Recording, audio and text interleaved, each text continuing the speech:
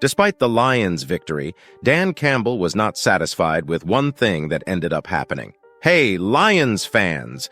Today we have two unmissable Lions news for you. Finally, Detroit's defense seems to have found the solution to a problem that has been plaguing them for a long time, and in a controversial game, the Lions managed to come out victorious, but not without a controversial play that caused a stir. Leave your like and let's get to the details. The Lions may have finally solved a problem that's plagued them for years. The Detroit Lions secured an impressive victory over the Arizona Cardinals on Sunday, and it was the defense that truly stole the show. The Lions held Arizona to just 277 total yards and allowed only one third-down conversion out of 9 attempts. The most significant takeaway?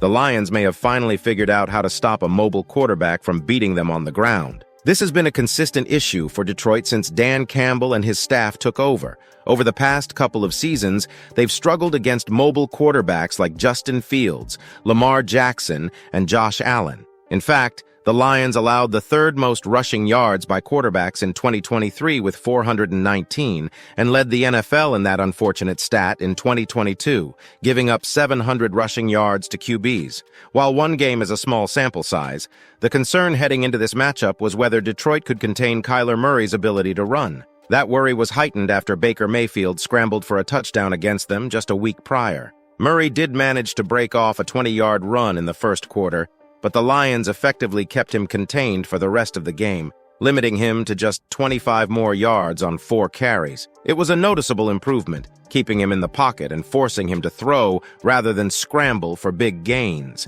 Beyond stopping Murray from running, Detroit's defense also excelled at preventing him from extending plays with his feet.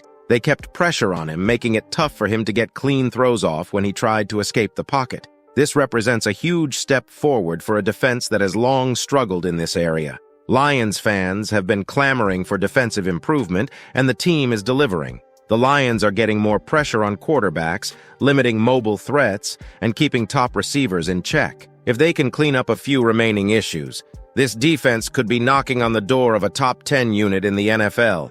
The Lions won't face another true dual-threat quarterback until they meet the Buffalo Bills in December, but they'll still go up against a few QBs who can move when needed. If they can maintain this momentum, Detroit's defense might have finally overcome a long-standing Achilles heel. And speaking of victory, the last game also brought a controversial moment that left fans not very happy. In years past, the Detroit Lions often seemed to be on the wrong end of questionable officiating calls.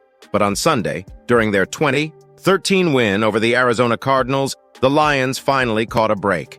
As the first half neared the 2-minute warning, a controversial moment unfolded. The Lions appeared to snap the ball right before the clock hit 2 o'clock, but officials blew the play dead. What happened next caused a stir. Cardinals defenders kept playing and took what seemed like a pick-six to the house, while some Lions players had already slowed down after hearing the whistle. To assume the outcome would have been the same without the whistle is a stretch, but the controversy lingered. A few plays later, the Lions capitalized and scored a touchdown, extending their lead to 27. That score would prove crucial as they held on to win 20-13. The Cardinals managed only a field goal before halftime, but that negated touchdown loomed large in the game's final outcome. After the game, referee Brad Rogers explained the situation to a pool reporter, providing insight into why the play was called dead. "We have an official watching the clock, and his ruling was that the clock hit 2 minutes just as the ball was snapped," Rogers said. "By rule, once the clock hits 2 minutes, the play is dead.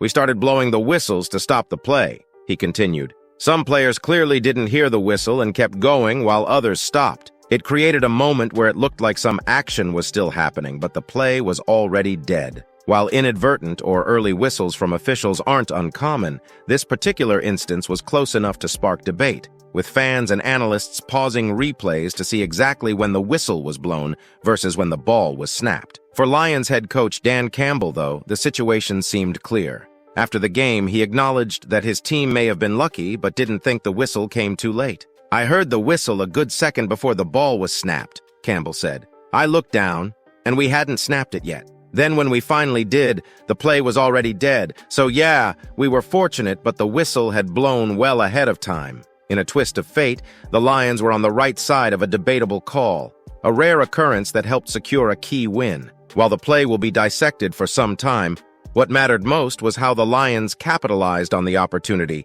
and maintained control through a gritty second half. In the end, the Lions came out on top in a decisive and emotional game. The team is showing progress, both defensively and in taking advantage of opportunities, even amid controversy. So what do you think? Leave a comment and don't forget to subscribe to the channel for more Lions updates. See you in the next video.